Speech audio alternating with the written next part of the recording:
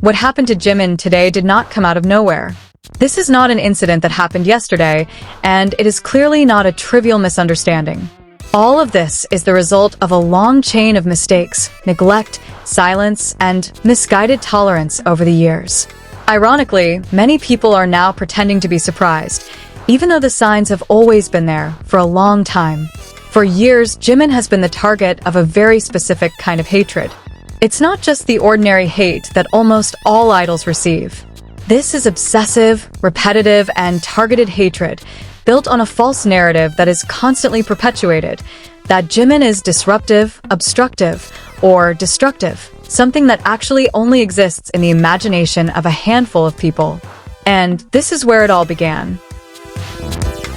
When someone is constantly labeled as a problem, over time they cease to be seen as a human being. Jimin is no longer seen as a singer, a dancer, a bandmate, a child of his parents, or a human being with a life and a family. He is reduced to a concept.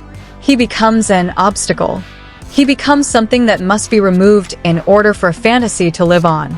This is very dangerous, because when someone stops being treated as a human being, then everything feels justifiable. Insults are considered normal. Humiliation is considered appropriate. Threats are considered funny. And in the end, violence feels legitimate. The incident at Jimin's father's coffee shop is clear evidence that this hatred has long since left the screen and entered the real world. The woman did not act impulsively. It was not a momentary emotional outburst. She came consciously to a real, calm, and very personal place. She posted hateful messages, spread insulting AI images, left provocative notes, and deliberately involved Jimin's father, someone who never chose to be part of the fandom drama. That should have been the end of it. Because when hatred touches the family, there are no more excuses, no more justifications. But in reality, that didn't happen.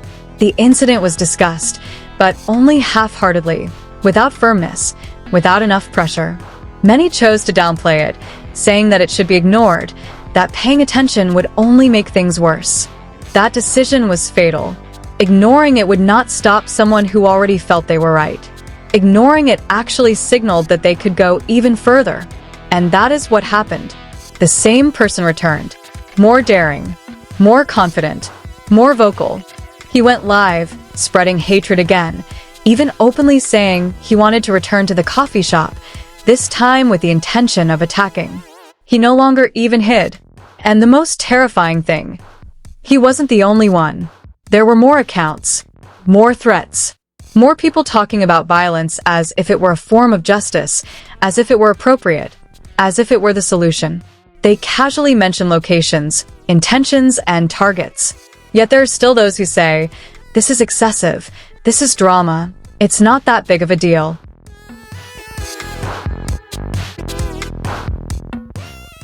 No. It is not excessive when threats are made explicitly. It is not drama when physical violence is mentioned. It's not a small matter when families are involved. What is excessive is the tolerance that has been allowed for years. Most of these problems have a clear source, a certain segment of the Taekooker fandom that has completely lost touch with reality.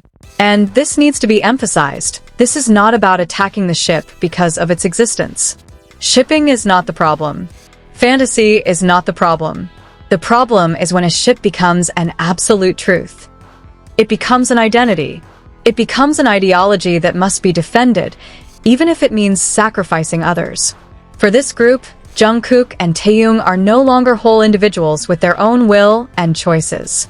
They are transformed into characters in a romantic story that they themselves have written.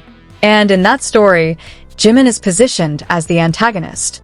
A figure who is not needed. A figure who must be erased. This narrative is repeated over and over, reinforced within their own bubble until it eventually feels normal. It all started with jokes. Then conspiracy theories, followed by insults deemed appropriate. Then threats. And now we've reached this point.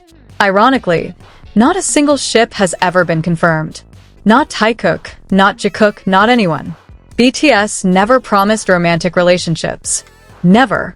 selling real love stories, never asking for unhealthy fandom involvement like this.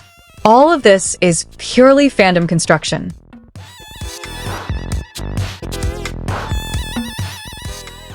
But there are people who act as if something has been stolen from them.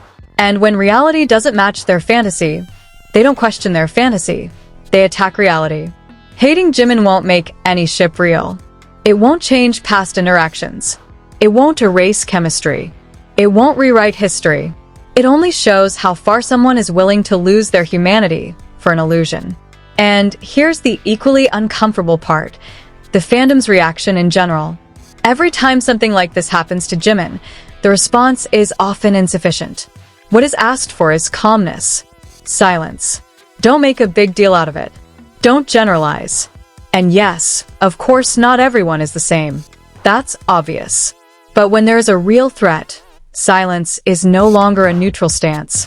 If the perpetrator today has more followers than before, if they feel free to threaten again, if more people are spreading hatred, it's because we failed to take a firm stance from the start. Because mass reporting wasn't done. Because the pressure wasn't strong enough.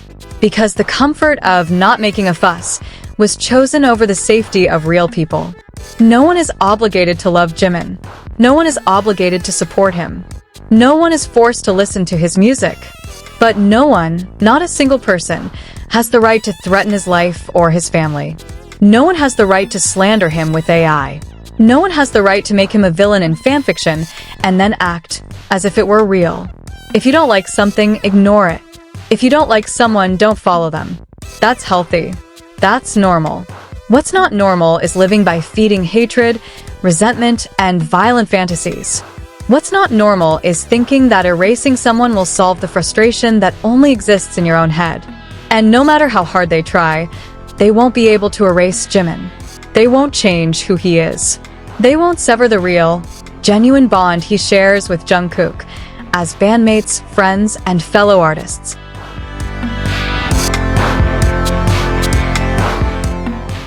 That connection is real, no matter what the hate says. So when someone tells you you're overreacting, remember this: it's not overreacting, it's the consequence. The consequence of hatred that has been tolerated for too long, of comfortable silence, of boundaries that have never been enforced.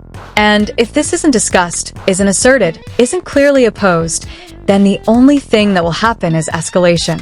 Because hatred never subsides on its own. It only stops when it is stopped, or becomes even more dangerous. Hurting Jimin won't suddenly make Jikook and Taekookers a couple. It won't make them announce a relationship. It won't change the fact that what they have shown, repeatedly, is friendship and professionalism. Period. Everything else is projection, imagination, and fanfiction. And the basic problem is simple. Some people refuse to accept reality. They cling to the stories they create themselves, repeat them, embellish them, and then treat them as facts. When reality doesn't fit, it's not the fantasy that gets attacked, it's the person they make the scapegoat.